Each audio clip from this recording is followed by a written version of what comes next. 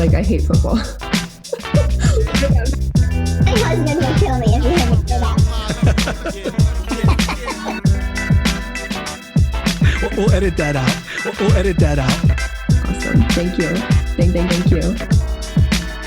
Thank you. All right. Welcome back to the Best Worst Thing podcast. I'm your host, Joshua Leva. My next guest has served as the CEO of Katie Miller Fitness for over 5 years. She's worked in the personal training and health coaching industries for over 7. And she's a former IFBB professional competitor, but she's really done a lot in her work to dedicate herself to helping women achieve their health and wellness goals. Holding a bachelor's degree in kinesiology and exercise science from Eastern Illinois University, which I'm really impressed as I said kinesiology as fast as I talk. She also has a corrective exercise specialization through the National Academy for Sports Medicine. She's also a certified personal trainer with the American College of Sports Medicine as well. You can actually find her on KT, that's the letter K, the letter T, Miller Fit on Instagram and at katiemillerfitness.com. Going one way is a two ways. It's the hard days that bring me back to love. Going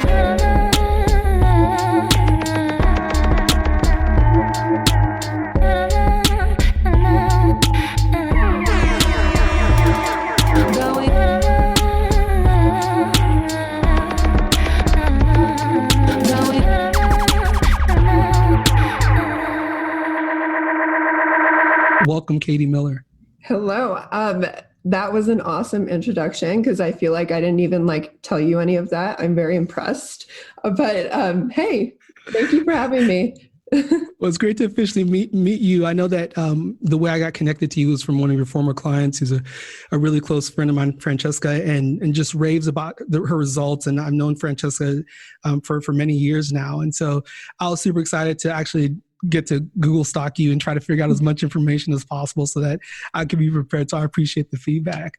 But let's get into this. So you are a health and wellness coach and you've been in the industry for a long time now. And so can you tell our listeners a little bit more about what you're currently doing in the industry?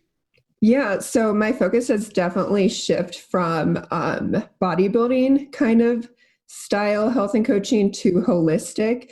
So my mission is to help women find fat loss, inner peace, and balanced lifestyles through personal development and fitness. So I've kind of intertwined that personal development into what I've always known, like the health and wellness, to bring women more of a bigger transformation. And we can dive it. This story is a long kind of story of how it got there and how it became that. But yeah, that's what I'm currently doing. Well, I think you teed us up really perfectly because I think people want to hear that story. And so do you mind sharing that, the evolution of where you began in your career and how you kind of developed this philosophy and approach to the work that you're doing, especially within the specific population that you're working with? Yeah, so I graduated with my bachelor's in kinesiology, exercise science, I guess is another term that other people use. And I've always had such an interest in sports and not sports. I hate football. My husband would kill me if you heard me say that. But we'll edit that out. I like playing sports. I've grown up being an athlete. And so I was looking at a magazine one day with my then boyfriend, now husband, his roommate. And I was like, I want to do that. And I saw these female bikini competitors, and he's like, you could do that. And so that's where it all began. And I started sharing my story on Instagram of my journey to stage. And it kind of built this massive following, overnight, not overnight, but very fast. And then that led into me becoming a coach, because not only did I have the hands-on experience with competing, I had a degree and certifications as well.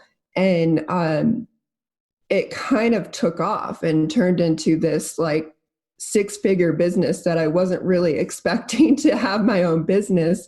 And just from me sharing my story with competing, and I realized I was, really good one-on-one with, clients. And So I'm trying to condense the story, not like it. You should take your time. We want to hear it. Take your time. Okay. So with that, I got so lost in the journey to getting my pro card. So in order to get your pro card with NPC, you have to go to nationals, and then so you have to qualify for nationals first, and then you have to win a national show once you're there. Thousands of women, and then you're considered an IFBB pro. So that's a huge feat in itself.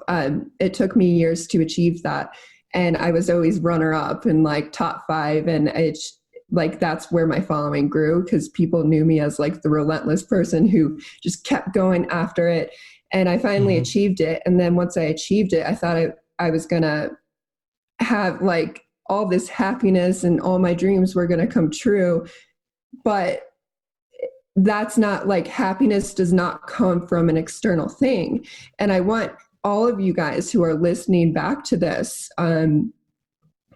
do not place your happiness into something external.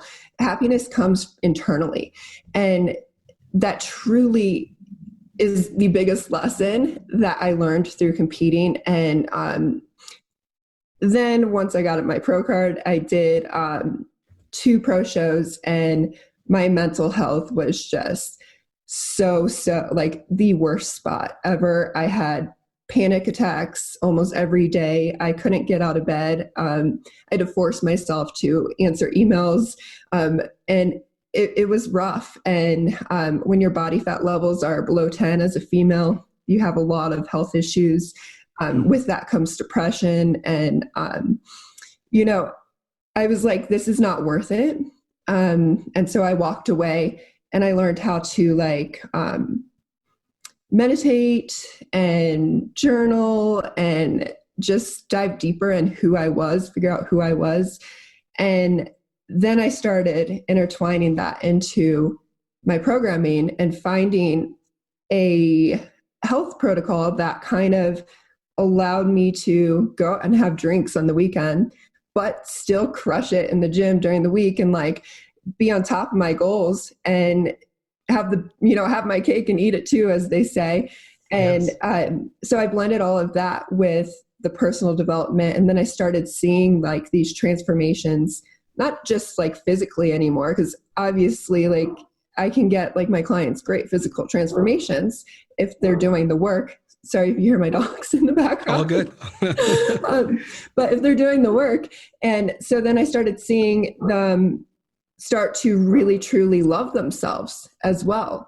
And that was okay, I'm onto something right now. And I have definitely, I want to change the fitness industry and bring this personal development side into the, fitness industry and set these women up for not only a body transformation, but truly loving themselves and being happy as well.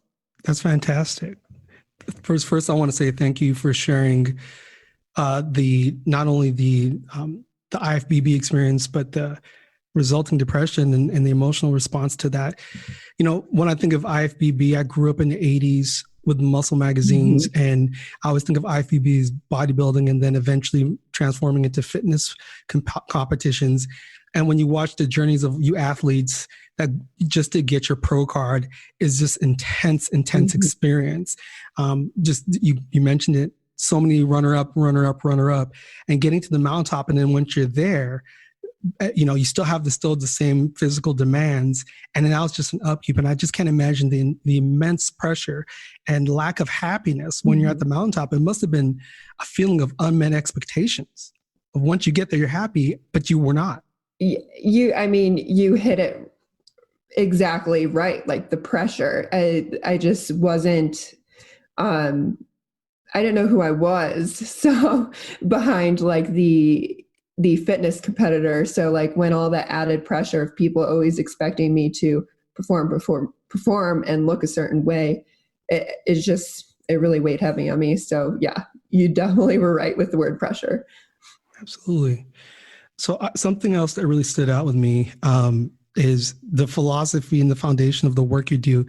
It's not only about physical transformation, but you talked about this thing about loving themselves. And you also talked about happiness, finding your happiness not in external things, but internally. And I'm just kind of curious, just to tease that out a little more with you, because I agree with you. Just for the record, I think that we often look for the next job, the next relationship. Maybe once I get down to 10% body fat, I'm going to be happy, and we eventually turn to our original baseline. So tell me a little bit more about, then once you got on the other side and you decided, I want to do this with other clients, how did you really crystallize this concept of helping clients find a way to love themselves and to learn how to get their happiness right now where they're at? What was your kind of mindset in moving forward in that direction? So to break it down, you have to know who you are behind like what the world wants you to be. And that's easier said than done. So like, let's break things down. Like, let's journal, and let's give you some journaling prompts. Let's meditate. Let's use oracle cards, and do some breath work and kind of self-reflect. Let's go on outdoor walks in nature and figure out who you are and what you truly want. And that's where happiness is. I've listened to so many podcasts of like these people who have like these billionaires who have had these like crashes where they've lost everything. And after they had lost everything, they had to like rebuild themselves. And that's when they learned like happiness does not come from money. It will never bring you happiness. It will bring you freedom. It will bring you things that will make you happy, but that won't like physically bring you internal happiness. And, you know, the most beautiful body in the world. Like I've been in fitness magazines, on billboards in China, and I've got my pro card, and, you know, I've built an awesome business that I'm head over heels with. What really makes you happy is knowing who you are and showing up for yourself. And I feel like that was like my moment with like the billionaires where they lost everything, was kind of like where I walked away from competing. I had to rebuild myself. That's amazing. You know, I'm visualizing when you talk to me about your work, that it's not about just macros and micros and figuring out what supplements or sleep or anything else, which those are all critically important. But the idea of really getting to know yourself, the idea of kind of knowing who you are. I mean, you mentioned things like journaling, meditation, breath work, going for walks, oracle cards. You're looking at a whole lot of things that not once did I hear so far, walk for 30, get on a treadmill and run and make sure that you eat a certain amount of carbs or anything like that. To me, it sounds like you really approach this work from the philosophy, truly, just like you've been stating all along, of focusing on you're building yourself up inside, and then the external gets the benefit. The physical gets the benefit. Am I reading you correctly there? Oh my God, you're like so good. I feel like you're like, you're very like emotionally intelligent. Like everything I said, you completely summarized it perfectly. I love that. Thank you.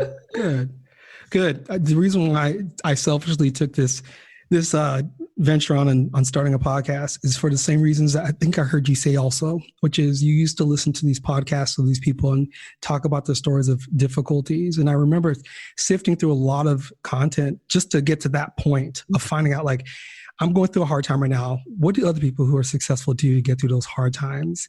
And I think what you're saying aligns with what so many people who are happy do, which is they do focus on that inside versus their outside, that internal versus that external.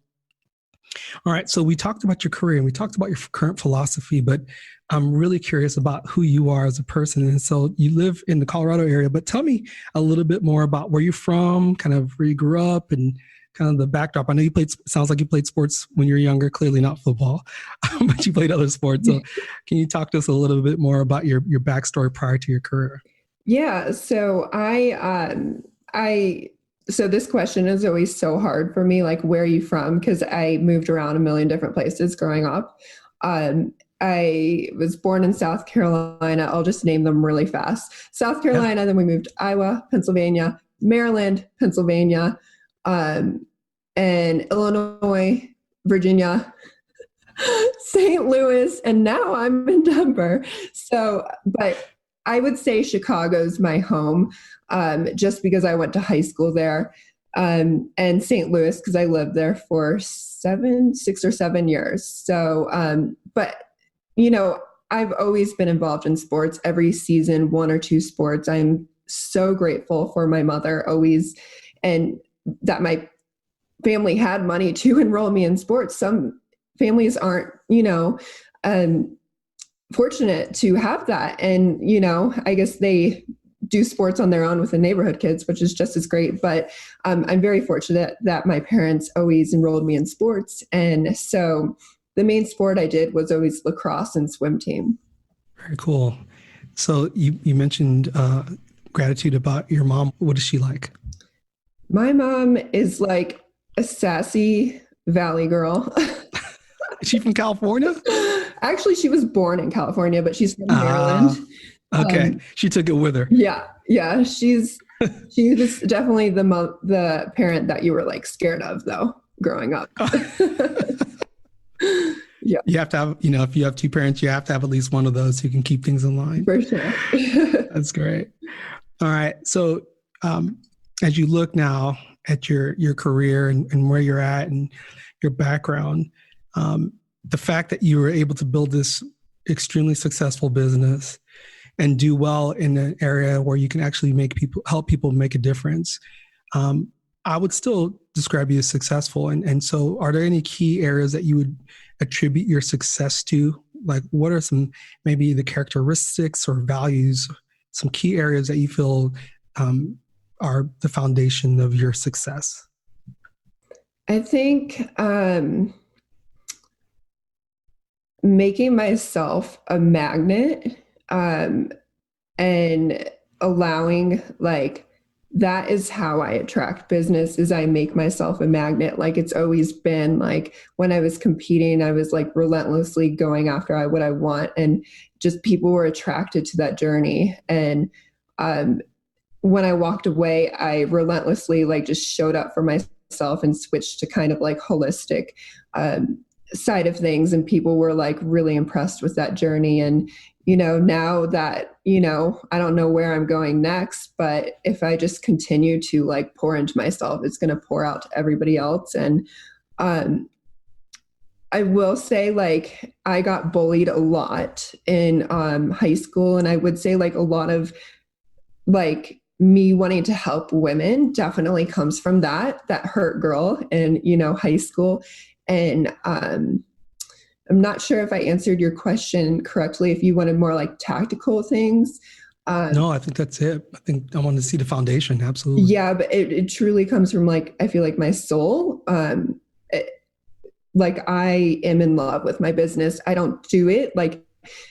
They always say when I was jogging this morning, I was thinking about this podcast, and I have this quote in my head of one of my friends was telling me to structure my business like this. Cause somebody who made a lot of money like this. And he's I was but that's not aligned with my vision. I'm not doing that. And he was you do what makes you the most money. And well, I think that could be realistic for some people. That's a fast track to burnout. And so I can show up for my clients because I am obsessed with what I do. And so if I'm obsessed with what I do and I show up for them, and go above and beyond, they're going to refer people and they're going to be happy. And they're going to, in 3 years, when they want a little more accountability after working with me, they're going to reach back out. If they had a baby, they're going to reach back out, kind of thing. Absolutely. A few key words here. I'm going to match them up in a couple of ways here. One of them is being a magnet and being relentless. And I love that idea of that ability to continue to show up and push forward. And when you do that and you work hard, people are drawn to that and they want to be a part of that. Mm-hmm. And I think that's a really important lesson for people who are trying to find their way and their passion.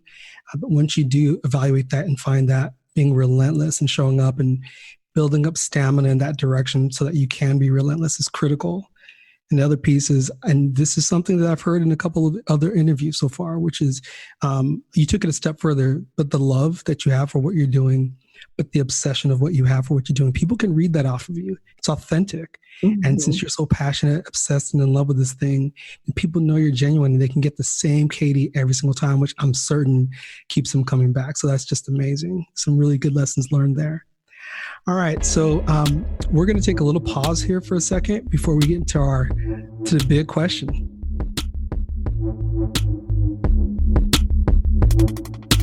No sleep, only for the weary. Don't speak, let your dreams escape. Nothing that I can say or do can take away my pain for you. Taming the beast is not so easy now. All right. So, Katie, I again appreciate you being here. As you know, this podcast is called The Best Worst Thing. And the idea behind this is where we want our guests to talk about a personal or professional setback, a moment in which you had to demonstrate some form of resilience through whatever the challenge or loss or struggle was. We want to know about the experience itself, the what. We want to know about how you got through it, the how, and then the what you learned from it as well on the other end that you could use now or use in the future, and maybe other people can use. So I want to give you the floor so you can tell us that story. Yeah. So I've loosely mentioned like both of the things I'm going to bring up, but past me would have said my journey to get my pro card, because I think I tried 13 times, like top 5, 13 times before I got first. I was runner up consecutively. Like, I think it was like 3 times. And then I finally got first. But past me would have said that. I would say, and this isn't going to seem like a struggle to many of you who are listening, but I would say for sure walking away from competing, because I competed for 7 years and I built this big business that was my income, and off of competing and being 10% body fat and posting shredded pictures on Instagram. I know that sounds crazy, but I had this limiting belief in my head that I needed to be 10% body fat to attract business. And I had all these sponsored deals and, fitness modeling. And I walked away from all of it to be happy. And I didn't know what I was going to do. I just knew I needed to remove myself from the bodybuilding industry. I'm very grateful for that industry, but I needed to remove myself from it to heal my mind and body. And I basically rebranded my whole entire business last year. So while I wasn't starting from the ground up, because I did have that foundation, it was kind of starting over at first. And it's allowed me to scale my business and me show up more authentically and help women just 10 times more, and me become a better coach, because I've hired tons of coaches because I wanted, something to pour myself into instead of competing. So for anybody that's listening, if you feel stuck somewhere, you are not stuck. You have options. If you are feel stuck in a relationship, in a job, in anything that's you feel like you're stuck there, you're not. You always have options. And while the options may feel like you're taking a few steps back, you're actually taking 10 steps forward. And the happier you is at the other end, 100%. That is amazing. I'm just so much for me is really jumping out, but I'm going to work my way backwards just because I love just chopping this up. And again, I did this selfishly because I saw the podcast out there and had to pull the parts, and now I get a chance to do it myself. So I'm glad I get a chance to do this with you. So we're going to start with this idea of being stuck. I can imagine you as an IFBB pro, 13 losses, struggling so hard, 3-time runner-up, and you finally get in, and you're like, now I have to lock into this thing. This is the thing that my business is built around. And so that must have been a scary thing to step to the edge and take a dive off of that. Mm-hmm. dive off of that diving board towards the unknown of not knowing what the new brand is going to be, but knowing that you weren't happy doing what you're doing. There's so many people you brought up in relationships, the wrong job. Maybe there's even a family relationship, not just romantic, but family relationships where you feel stuck and obligated and afraid to walk away from it. But the idea that if you can look for just the little things or even big things that can get you away, if you open your eyes, there may be some options out there for you. And so I really love that. So you had to start over. Tell me, was that just, I mean, no, it sounds like, of course, now it's going well and you've been able to scale out, but was that a scary time for you? Can you talk a little bit more about just the idea of just starting over? I wouldn't be here without my business mentors. I'm just going to give them a shout out, Chris and Lori Harder. Like joining their mastermind, it was the biggest investment I've ever made in myself, but it was the best thing I ever did. They lectured us like, do not take clients that are not aligned. Like, even if you feel like you need business, do not do it. It's going to not allow you to build this new business. And I turned down thousands and thousands of business because I didn't want to be a competition coach anymore. It was too toxic for me to be around that. And it was scary. Yeah. Oh, yeah. What a bold, it's a bold piece of advice. And it's even bolder to actually take them up on it and say, okay, well, I'm gonna have to walk away from a ton of money and a ton of clients and exposure to do the right thing and to stay authentic and consistent in my journey. So it's a pretty powerful move that you made there. All right. So as we wrap up, I'm curious if you could just give one piece of advice to anybody who's listening that you think that you'd want them to hear about pushing through either making a big transition like you did or anything else. We'd love to hear it. Yeah. I'm going to keep this simple, but if you feel like things are so messy right now and you have no clue where you're going, like, that's freaking good. If you are uncomfortable, you are growing. If you are comfortable, you are not growing. If you're feeling uncomfortable, that's good. Take messy action. Everything does not have to be aligned for you to take action. Just put one foot in front of the other. What is your next step? And you'll be able to get there. And that's what I did when I walked away from competing, is like, I just focused on the next step. And then the more you connect to yourself, the more you can listen to your inner guide and follow your intuition. And that's when I had the idea of building my new business. And you're not stuck, guys. You have options. That's fantastic. Thank you so much, Katie, for being with us today. Again, I want to make sure that people can find you on your social media, and what's the best ways that people can find you? Yeah, so I'm the most active on Instagram, and so it's K, the letter T, Miller Fit, or you can find me on my website, www.katiemillerfitness.com. Perfect. So we'll wrap it up right there. Thank you. Thank you. Thank you for listening to the Best Worst Thing podcast. I'm your host, Josh Waleva. Music is produced by DJ Josh One. You can follow him at Boom Note on Instagram and Twitter, and Josh One on Spotify. The Best Worst Thing podcast is edited by Cool Jets Audio and Visual.